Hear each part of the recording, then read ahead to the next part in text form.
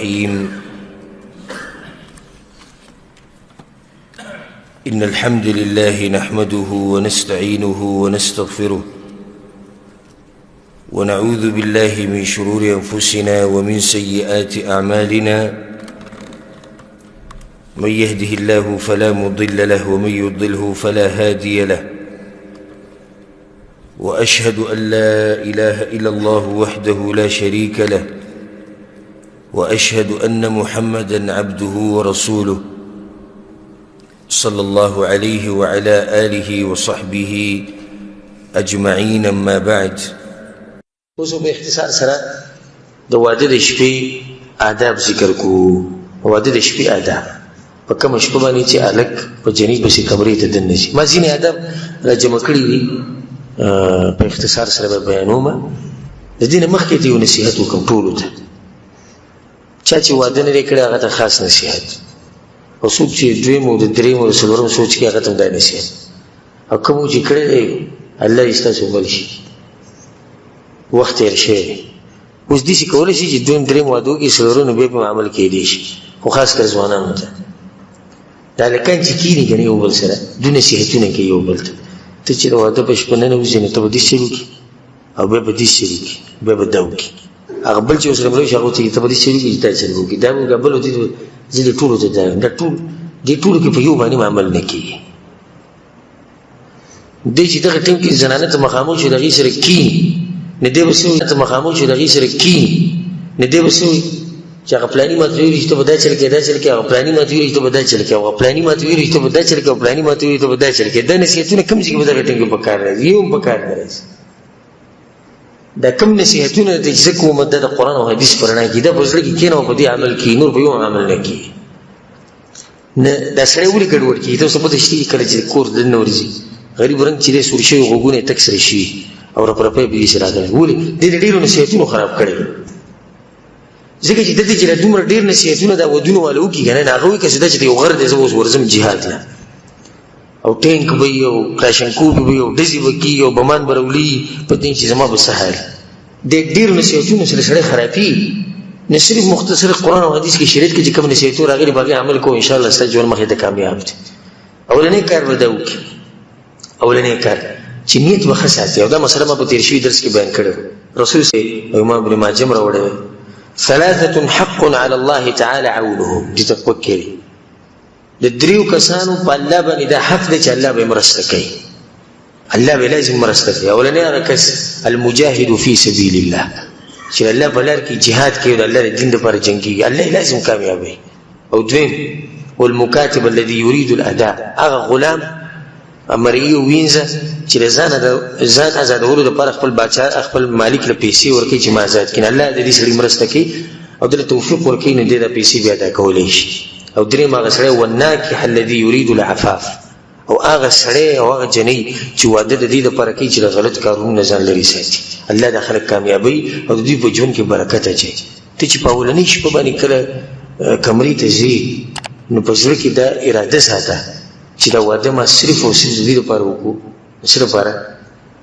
چې زه د غلطو کارونو نه ځان لرې کړم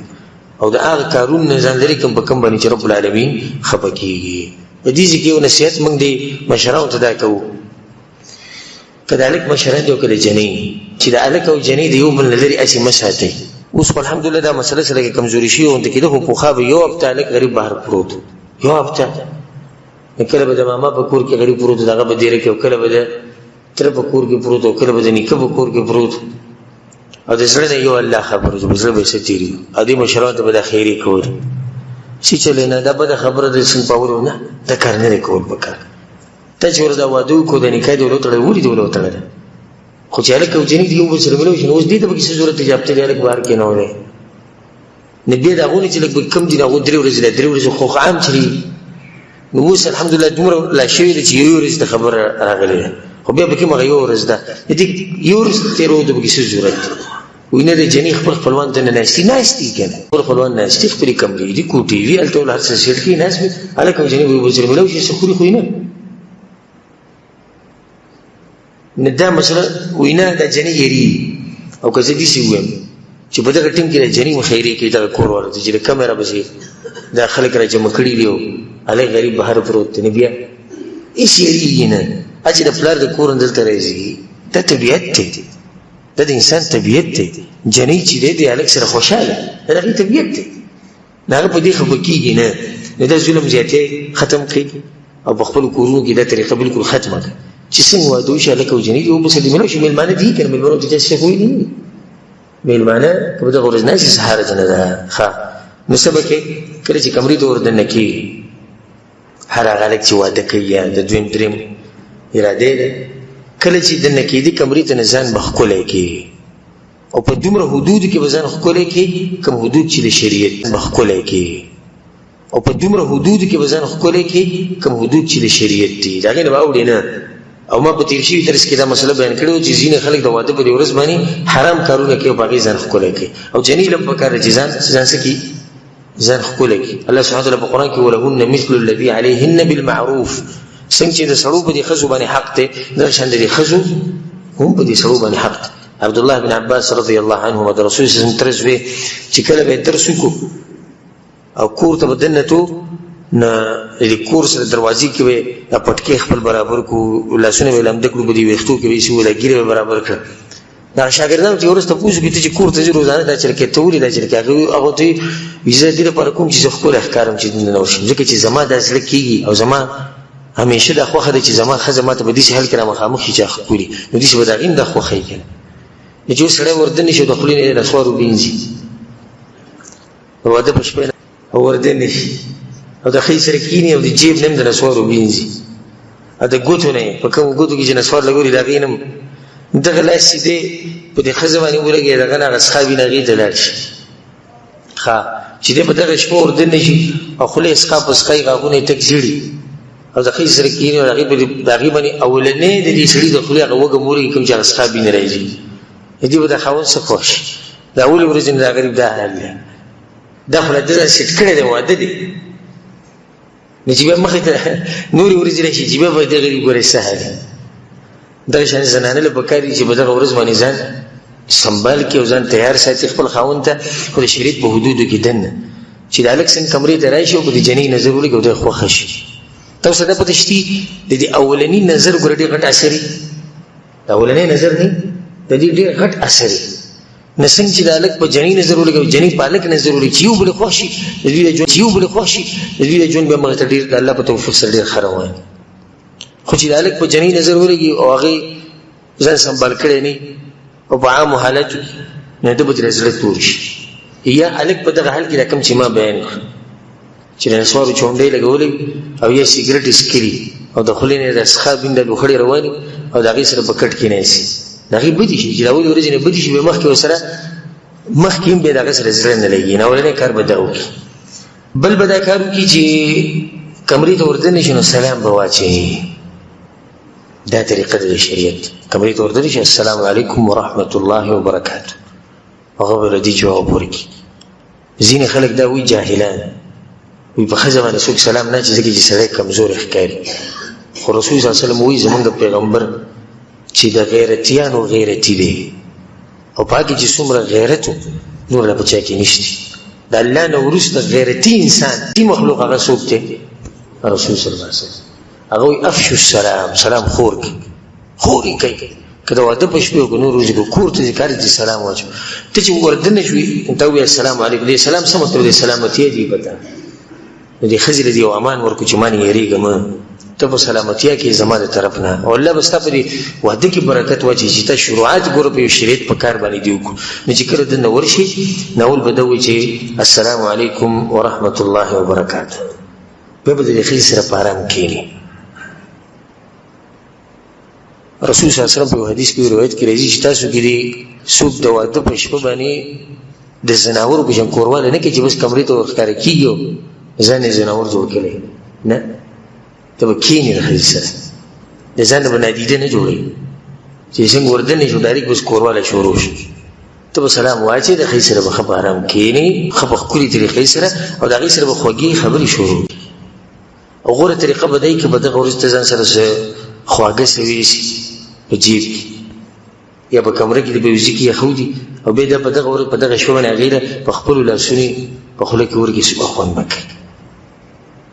او دا ښځه به د دې سړي نه څومره متاثره شي تاسو وایئ چې متاثره به شي که نه غلي ناستې لکه دا مسله چې چا سره شوي نه غالبا خو ټولو ودونه کړي دي د دې ښځې به څومره د دې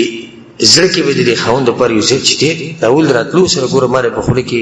دا مټایي را کړه دا چاکلیټ یې راکړو خو نو دا به وایي چې دا خاوند خو به په روان مستقبل کې خو ما ډېر ښه ساتي یو اثر به وشي ښه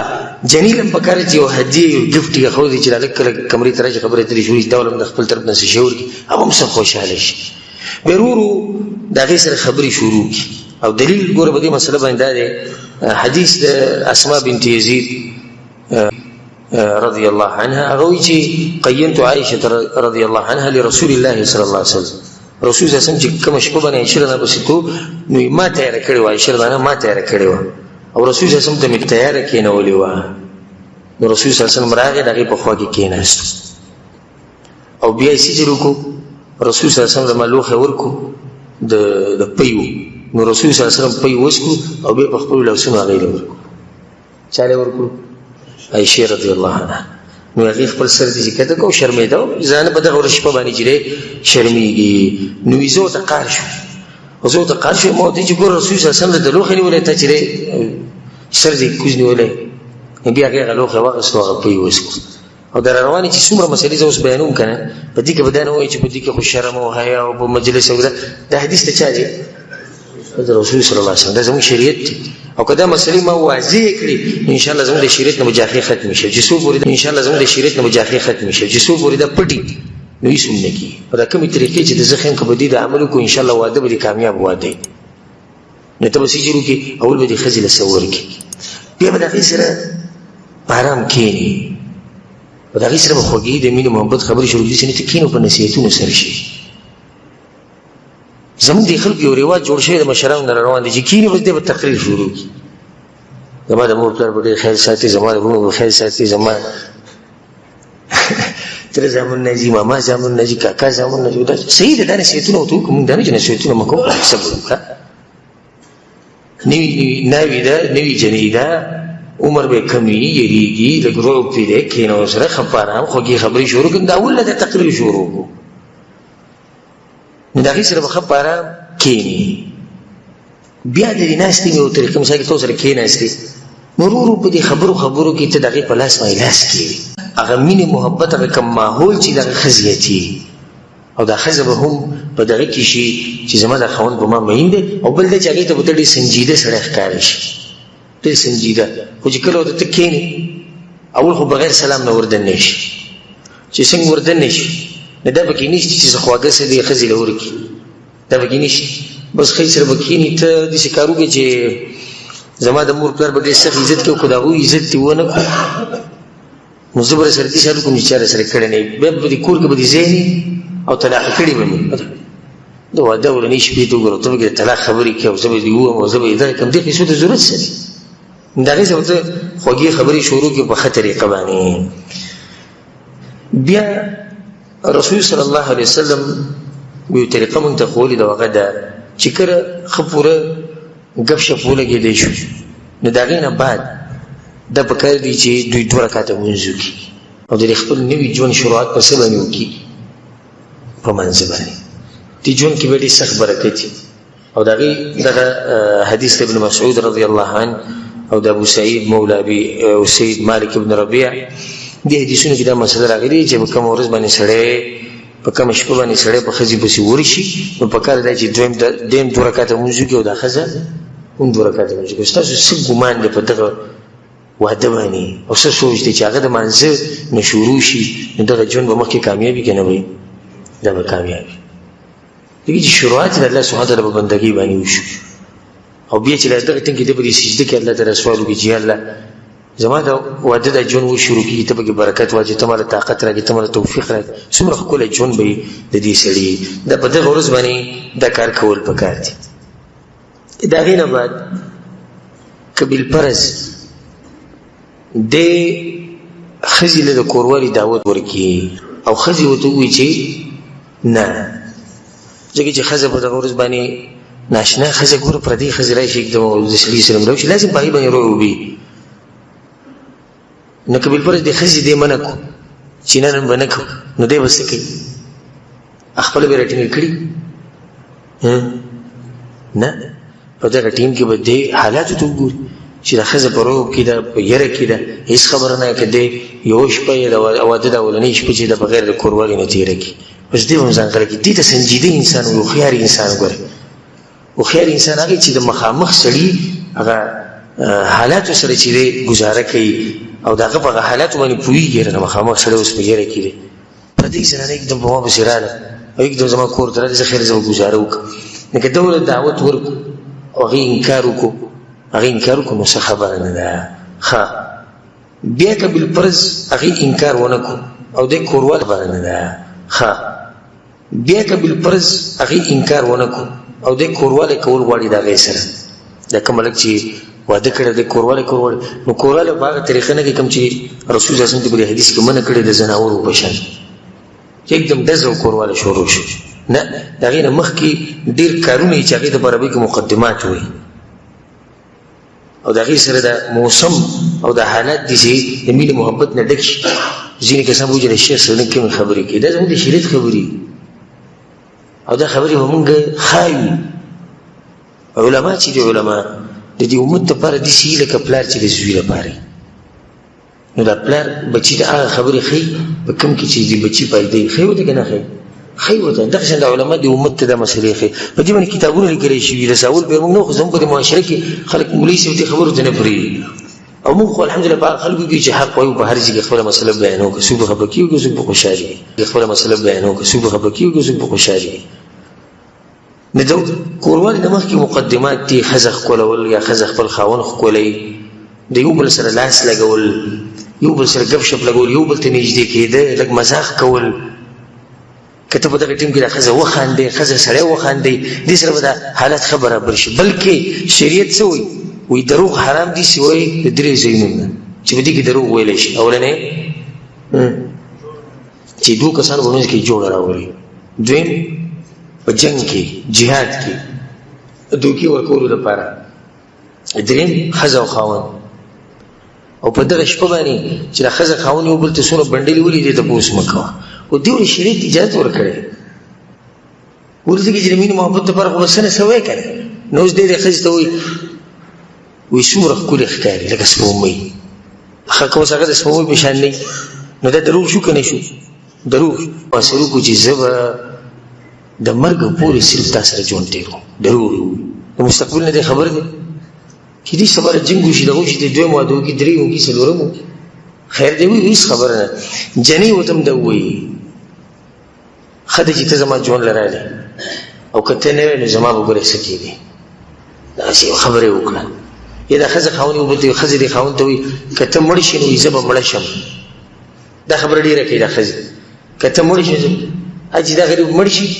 چې ډېرې بیمینې یو څلور میاشتې لس ورځې پسې خفه وي بیا وروسته وایي ښه دی چې دغه مړ شو بخیل انسان او زه یې ځان له پوزې له راوستې وم نو بیا خبره چې شوه هغه کومه چې مخکې کوله چې که ته مړ شي زه به مړه شم ښه دا خاوند اکثر دې ښځې ته وایي ستا لپاره خو زما سر قربان دی سر وغواړه سر به درله درکړم په پلیټ کې ومري چې کټ کړی در به نو هغو ته به ووایو 10 روپۍ راکړه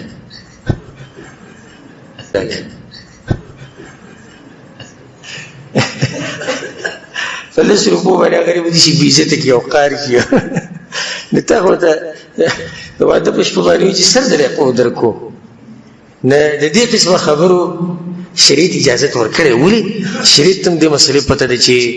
رب العالمین یو حکیم ذات دی هغه ته پته ده چې د ښځې خاوند په منځ کې چې مینه محبت کې راځي موجود یو بل سره دا خبرې اترې کوي نو په دغه ورځ باندې به دا خبرې اترې وکړي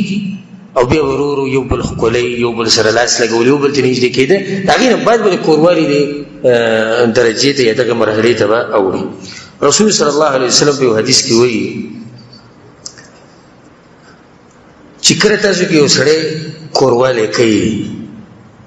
نه هغه به یو دوه دواګانې ووایي اولنۍ دوا دا ده چې د دې ښځې په دې تندي باندې به لاس کېږي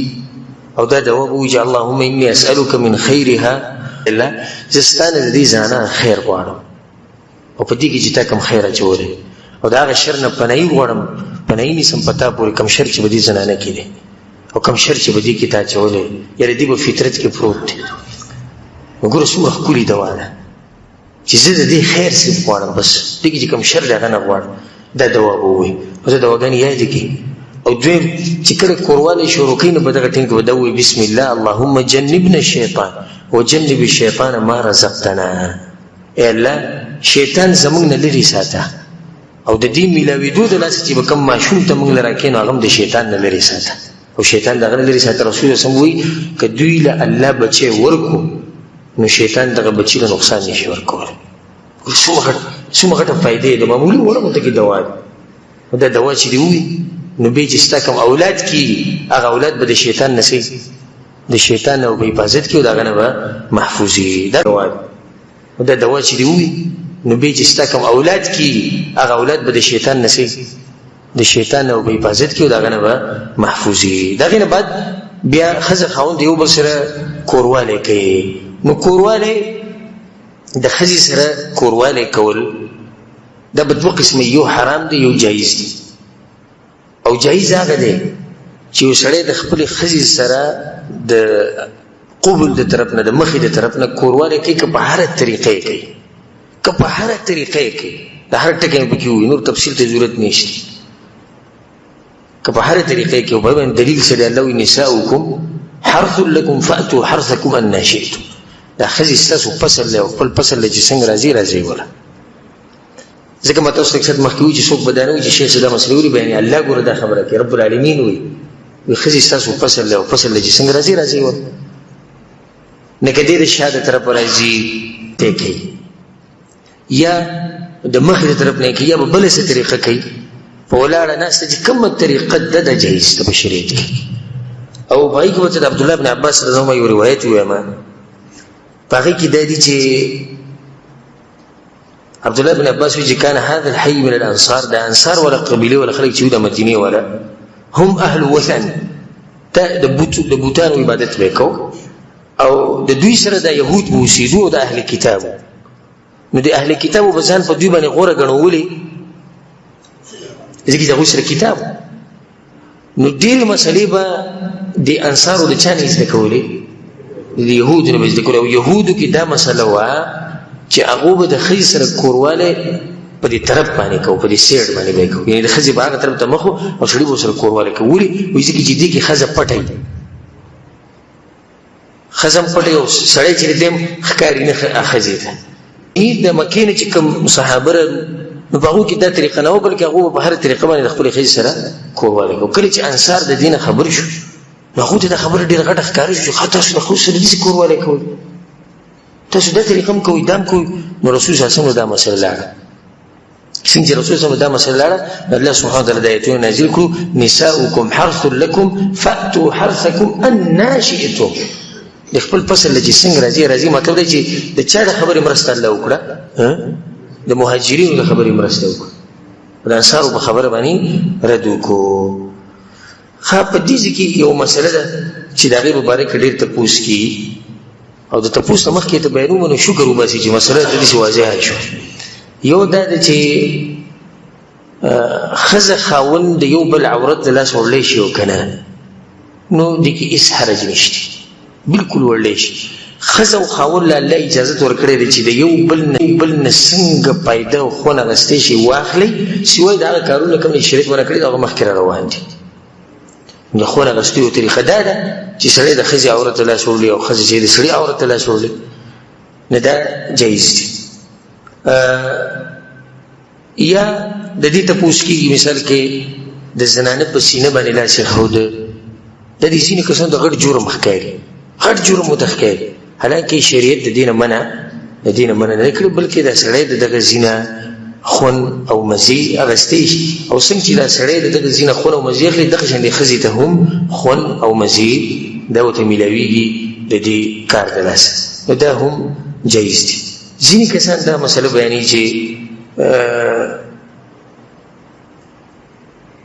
ښځې ته لغړ نشي کتی او ښځه خاوند ته نشي کتی کله چې هغه لغړي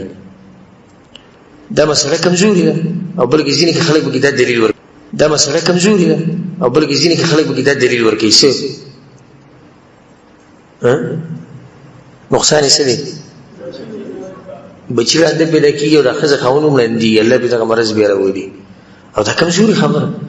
ښځه خاوند چې د یو بل نه خون اخلي په هره طریقې اخیستی شي او د خوند اخیستو یو طریقه دا ده چې سړی ښځې ته داسې وګوري او کله چې هغه صحابي د رسول صلی الله علیه وسلم تپوس وکړي یا رسول الله زه خپل عورت د چا نه پټ ساتم رسول صلی الله علیه وسلم د ټولو نه پټ ساته الا من زوجتک سوی د خپلې ښځې نه هغې ته ښکاره کولی شي صفا اجازت دی صفا اجازت یې ورکړی رسول صلی الله علیه وسلم نو ښځه خاوند که یو بل ته عورت ښکاره کړي او یو بل ته بلکل لغړ ګوري لکه څنګه چې الله د مور د خېټې نه راویستو جایز دي دلته اوس دوه مسلې په دې کې دننه راغلي چې کپړې هم ویستی شي ټولې او دویم دی چې یو بل ته کتی شي دا یو څو مسلې دي چې د عوامو په دې زړه کې پرتې خو تپوس یې نشي کولی او زم خیر دی تپوس کوي خود ادب په طریقه او زم خیر دی تپوس کوي خود ادب په طریقې او تپوس د علماو نه کوي چې تعبیر یو داسې ادبناک غوندې کړي او د علماو نه د تپوسونو کې څه حرج نشته اوس یو سړی دی مثال کې موږ داسې ووایو او کیدای شي داسې په موږ کې یم چې د واده مثال کې 20-30 کاله شي او د دې مسلې نه خبر نه او سړی به دننه خوړو چې دې مسلې چې د اجازت وی نو ښه به وی که د دې اجازت وی نو ښه به وی او د هغې اجازت وو خو ده چې ته تپوس ده چې ته تپوس نه یې کړی او که تپوس یې کړی دی یو جاهل نه یې کړی نو هغو ته ویلي چې او دا مسله خو شتي چې ښځه خاوند یو بل ته نشي کتلی او نه به دا دی چې جامې کپړې به وباسي نه دا مسله چې ده کمزوري مسله ده دویم کوروالی د ښځې سره چې هغه حرام دی د هغې یو څو صورتونه دي او هغه ده اولنی شکل د هغې دا دی چې د ښځې سره د دبور د طرف نه کوروالی کول او دې نه منع راغلی د رسول صلی په حدیث کې ملعون من اتى امرأة في دبورها من اتى امرأة في دبورها هغه سړی ملعون دی او لعنت پرې دی کوم سړی چې د ښځې سره د شا د طرف نه کوروالی کوي او ډاکټران اوس په دې باندې یو دغه کړی دی سرچیپي کړی دی او په دې کې هغو بېشماره نقصانات راویستي چې کله ښځه چې کله خاوند د ښځې سره د دبور د طرف نه کوروالی کوي رب العالمین چې یو شی حرام کړي که نه هسې نه حرام هغه دا مخلوق پیدا کړی د وقت ښه خبر دی چې دوی ته په څه کې نقصان دی او په څه کې فایده ده نو په کوم کې چې ورته نقصان نه و نو به یې کولو اجازت ورکړو او په کوم کې چې ورته نقصان و نو څه وي دا حرام دی نو دبور کې کوروالی کول حرام دي نور د دبور نه هر قسمه مزي اخیسته دا جایز دي صرف کوروالی نه من راغلی چې دغه ځای کې به د ښځې سره جماع نه کوي دویم چې کوم جماع حرامه دغه ده چې د روجې په حالت کې ښځې روجې نه وي ته اوس کوروالی کوي دا حرام کار ده د حیضې زنانه نه چې کله په یو زنانه باندې حیض بیماري د هغې نه من راغلی څلوېښتۍ کې یو زنانه نو د هغې د کوروالي نه هم من راغلی ده نور دغه ته اخیستی شي مزید یې اخیستی شي خو صرف کوروالی به ورسره نه کوي لکه دا مسله غلطه ده ځینې وایي چې په ښځې باندې کله بیماري راشي نو د هغې نه به ځان بلکل لرې ساتي یا څلوېښتي پکې د هغې نه به ځان بلکل لرې ساتي دا کمزورې خبره ده بلکې د هر قسم مزید د ښځې نه اخیستی شي خو صرف دا چې کوروالی به نه کوي دې سره دا مسله یاد ساتي چې کله یو سړی یو پیر کوروالی وکړي نو په دویم پیرې چې بیا کوي آیا لامبل او دس ضروري او که نه د هغې نه مخکې دا مسله ساتي چې په اولنۍ ورځ باندې دومره کوروالی هم کول نه وي پکار چې جنۍ ته پې نقصان ورسي یا پې هلک ته نقصان ورسي دا ځینې هلکان اول پیر وله دغه نعمت الله ورکړي نو هغه نعمت په ډېر خوږ ولګي ملاوي او دې جنۍ ته هم نقصان ملاوي حدودو کې دننه چې تا ته پته ولګي اوس کېدای شي تا کې طاقت ډېري جنۍ کې طاقت نه وي نو د هغې لحاظ وکړه بلکې موږ خو دا ووایي چې که بالفرض دا ښځه منع کړي چې نن ما سره کوروالی مه کوه او یېرېږي نو دې خاوند له پکار دی چې غلی شي بس داسې لازم خو نه چې په اوله شپه باندې به سړی کوروالی کوي او ډېرې پیرې به کوي نو مسله موږ دا بیانوله چې په منځ کې به څه کوي یو سړي یو پیر کوروالی وکړو په دویم پیر کوي نو په دې منځ کې به څه کوي د دې 3 درجې دي د ټولو نه غوره درجه دا دی چې غسل به کوي غسل دې وکړي او بیا دې راواپس شي که دغه غسل نشي کولی غسل ورته ګران وي نو دویمه درجه دا ده چې څه به کوي اودس وکړي چاردام رسول صلی الله علیه وسلم په حدیث کې وایي چې کله انسان په دې منځ کې چاردام وکړي او بیا په دویم پیر چې صلی الله علیه وسلم په حدیث کې وایي چې کله انسان په دې منځ کې چاردام وکړي او بیا په دویم پیر چې دا کوروالی کوي نو رسول صلی الله علیه وسلم وایي چې فإنه انشط للعود دې سره د انسان کې تازگی پیدا کیږي د سړي کې څه پیدا شي تازگی او د جنې کې تازگی پیدا شي د دویمه درجه او قبل فرض نه ولمبي او نه غسل وکړي نه ولمبي او نه چاردام وکړي نو بیا په څه ګناه نشته دا کار جایز دی خو غوره طریقه ده چې غسل وکړي که غسل نشي کولی چاردام دی وکړي او که چاردام هم نه کوي نو ګناهګارېږي نه خو غوره طریقه یې څه کړه غوره طریقه یې پرېښوده دلته دا مسله یاد ساتئ چې دا ځینې کسان بیا دا چل کوي چې سحر راپاسي او دا د بغیرتوب غټه نښه ده الله یې ته موږ لرې ساتي سحر چې راپاسي نو بیا د خپلو ملګرو سره کېري ما خو دومره پیرې پرون قربانه وم هغه نور ورته هم نه چې قیسې اوري مزې اخلي د حرامو خبرونه دا خو دې ډېر تکړه وو دا خو د دې شوي د دې شوي دا طریقه مې وکړه دغه طریقه ښځې راته دا ووي ما ورته دا ووي اعوذ بالله دا د بېغیرتوب غټه نښه ده چې سړی د خپلې ښځې حالت بهر بیانوي ما ورسره دا چلوک ما ورسره دغه چلوک ښه دې قیسه کوي او د دې ملګرو سوچ کوم طرف ته تللی دغه ښځې مبارې کې سوچ کوي او ښځه بیا سړو ته چې دا خبرې کوي خاوند راته ده ووي ما ورته ده ووي نو ښځه هغو ته قیسې کوي او هغو د چا سوچ کوي هغو دغه سړي سوچ کوي دې سره کورونه تباه شي رسول صلی الله علیه وسلم دې قسم خلکو مبارې کې سخت وعید بیان کړی دی او دا ویلي چې دا یو شیطان د شیطان سره میلاو شو نو وسایل خپله خبره وکړه څه ضرورت دی چې انسان د واده د شپې خپل حالات بیانوي او زما ښځې ما ته دا ووي او ما ورته دا ووي دا څوک بهر نه بیانوي اوس خو هسې ملګرو ته دا قسمه خبرې کول هغو ته فایده اخلي او ده د ځان نه بغیرت جوړ کړی دا حرام کار دی سهار چې کله دی راپاسي نو د غسل دا مسله ده نو د غسل مسله په اختصار سره دا ده چې غسل واجبېږي کله چې د انسان د سړي دا ذکر د ښځې په دې فرج کې دننه لاړ شي چې څنګه لاړ بس که معمولي سر لاړ او که پوره ذکر لاړ ډېر عوام ګوره په دې مسله نه دي پوه هغه وایي چې کله مني وځي نه انسان باندې غسل واجبېږي نه په مني وتو سره غسل واجبېږي بلکې ښځه او سړی چې کوروالی کوي چې د دوی هغه عورتونه د یو بل سره میلاو شي صرف هسې میلاو نه چې کله د سړي دا ذکر د زنانه په فرج کې لاړ بس دوی باندې غسل څه شو غسل واجب شو رسول صلی الله علیه وسلم اذا جاوز الختان الختان فقد وجب الغسل دلته اوس مسله دا ده چې ښځه او خاوند چې سهار راپاسي نو غسل کول پکار دي ښکلې طریقه د غسل دا وکړم پکار دی چې ښځه او خاوند یو ځای غسل وکړي د دې سره به مینه محبت څه شي ابه ښه زیات شي او د عائشې رضی الله عنها حدیث دی چې كنت اغتسل انا ورسول الله صلی الله علیه وسلم من اناء بيني وبينه واحد تختلف ايدينا فيه فيبادرني حتى اقول دع لي وی کله چې موږ سهار راپاسي نو د جنابت غسل به موږ کوو نو ما او رسول سم به یو لوښي نه غسل کوو چې لوښی به زموږ په منځ کې پروت و دغه یو لوښي نه به موږ غسل کوو موږ به بیا لاسونه وهل ما به رسول سم ته ما ته پرېږده هغه وایي ما ته پرېږده یو بل سره مزاح کوو نو دا غسل کې سړی په دې طریقه وکړي ښځه خاوند به که دغه ټیم کې دوی دغه یو بل ته ګوري سهار جي هغه مسله موږ سره مخکې تېره شوه نو دې سره به د دوی په منځ کې مینه محبت څه شي مینه محبت به ښه زیات شي په دې چې ودرو که نور مخکې به بیان کوو که لږ ټیم را کوو یو څو مسلې دي بیان کړو که نه او دا نورې مسلې که موږ چېرته لږ اوږدې کړو نو شیخ صاحب نن بیان وکړو ښه ډېر اوږد بیان وکړو موږ سهار کار له ځو موږ مزدورۍ له ځو دغې له ځو او دې ته ښه خوشحاله ناست او هغه غریبانان چې کوم دي کوم چې ودونه کړي دي هغه اوس خپل زړه خوري نو زړه مه خورئ تاسو د دویم واده وکئ درېیم وکئ څلورم وکئ الله یې تاسو له طاقت درکړي که عدل او انصاف کولی شئ او طاقت ته به کېږي د سبا نه بل واده وکړه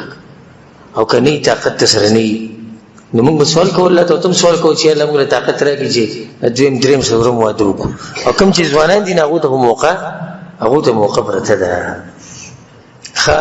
دا خبره موږ بار بار کوو چې د ښځې سره ګپ شپ لګول اخاندول هغې سره ټوغې کول دا یو ښه طریقه ده او په دې کې ځان سپک مه ګڼه. لکه مثال اوس ته کمرې ته دننه راغلې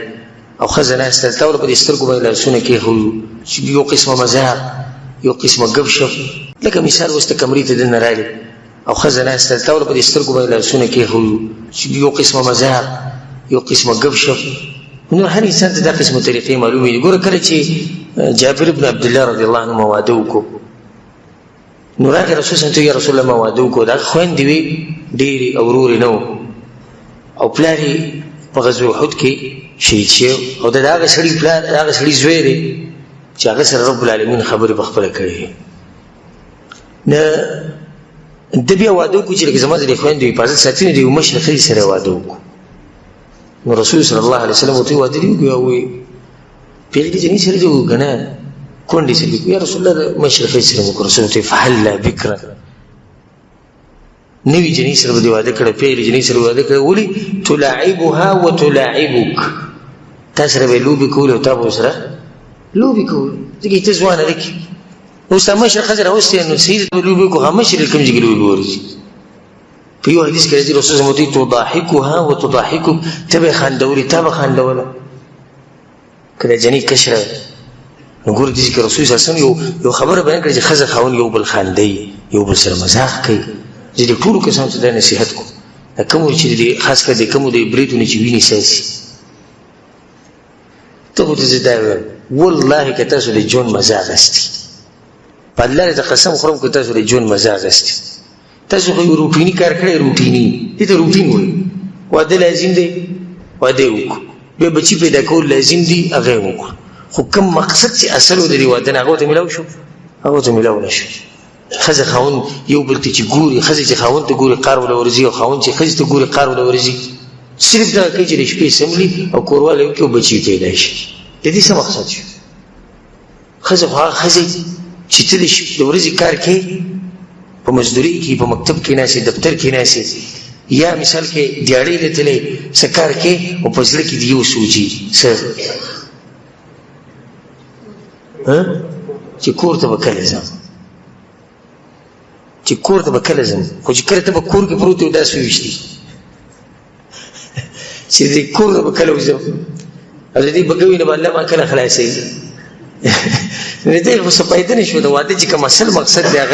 هغه میلاو نه شو. د واده اصل مقصد دا دی چې ښځه خاوند یو بل سره خوشحاله ژوند تېروي. ښه چې کله تا د ښځې سره په دې ښه طریقه ژوند تېرو مذاق دې ورسره کوو خوشحاله دې ساتله نو د دې سترګې به همیشه په کوم ځای په کور کې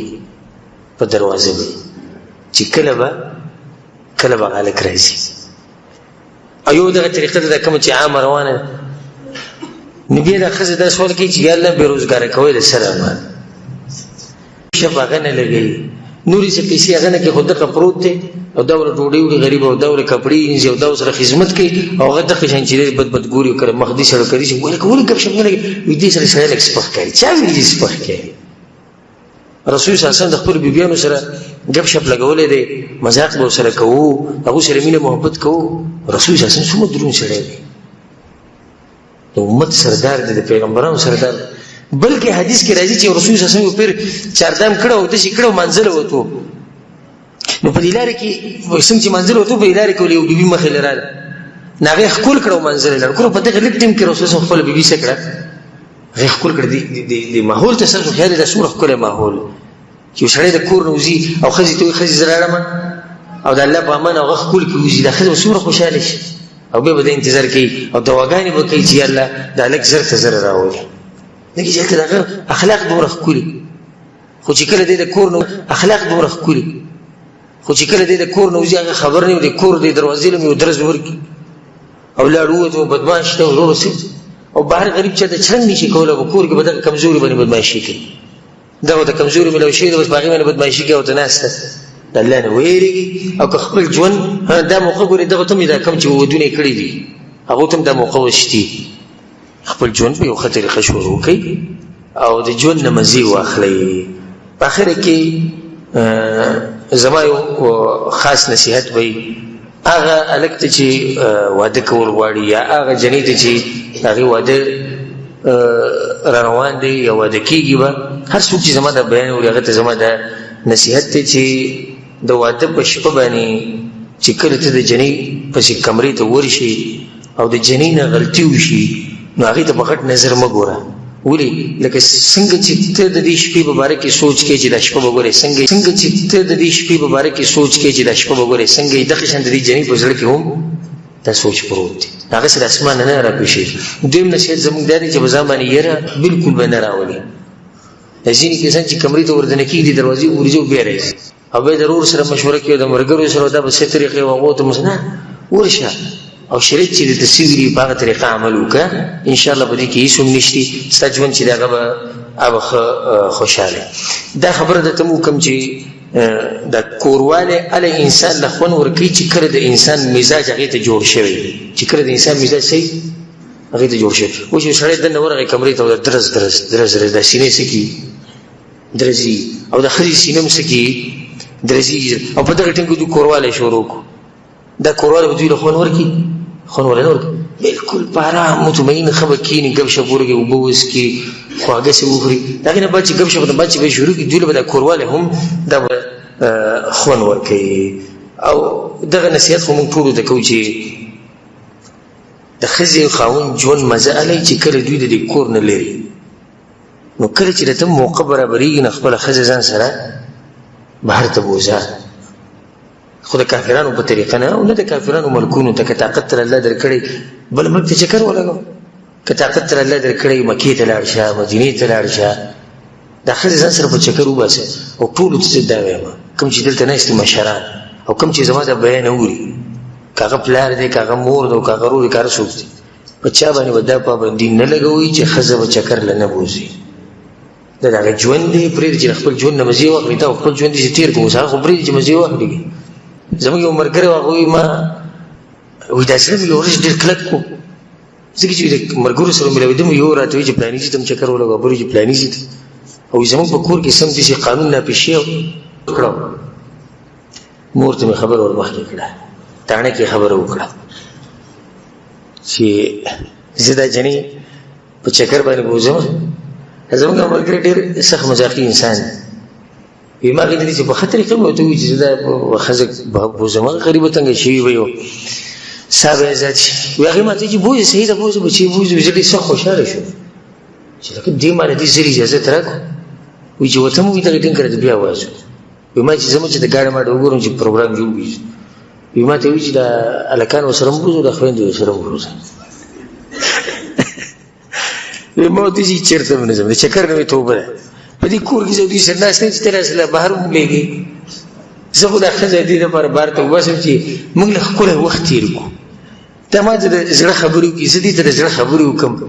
یو ځای کې چې د روټۍ وخورو یو ځای کې چې د چکر ولګوو لکه هوا را باندې ښکلې ولګي لږ رومانسي غونته کې موسم جوړ شي هغه دا راته ووایي دا دغه سره هم بوځوي هلکان هم بوځي او جنکۍ هم بوځي دا کاڼ بیا ځان سره بوځي دوی پوره پلینکوچ راولي نه چې دا بوځي بیا وایي ما چې هېڅ چېرته یم وایي هغه ورځ شوه دا ورځ بیا مې سره وینا کړې ده. نو اوس هغه غریب په دغه سوچ کې دی چې کله به دا بوډا او بوډۍ څه کېږي چې کله به مري دومره تنګ شوی دی داسې ګوره ډېر خلک دي خو ګوره ډېر وایي نه چې په زړه کې دغه خبره پرته چې کله به دا بوډا او دا بوډۍ مري چې زه د خپل ژوند نه مزې واخلم. نو کله نه کله داسې وشي چې بوډا او بوډۍ له الله دومره وکړي ژوند ورکړي چې دې غریب پکې دنیا نه چوټي شي لاړ شي خو د هغه واده د هغه ژوند نه مزې ونه کړي. زما ټولو ته نصیحت دی مشرانو ته چې د الله نه ویرېږي خپل کشران به نه منع کوئ او کشرانو ته مې دا نصیحت دی چې کله د ته موقع میلاویږي د شریعت په حدودو کې دننه د هر چا د حقوقو خیال به ساتي دا ښځه ځان سره روانه کړه چکر وره ورکړه څومره چې ستا طاقت ویې ګرځوه ساه ورسره ازاد کړه خپل د زړه خبره ورته وکړي دا به تا د زړه خبره وکړي او زه درته به دې خبره قسم وخورم چې ستا د ژوند چې به څومره مزه یې که نه دا مزه به تا چې ته به یو ځای کې هم نه اغستې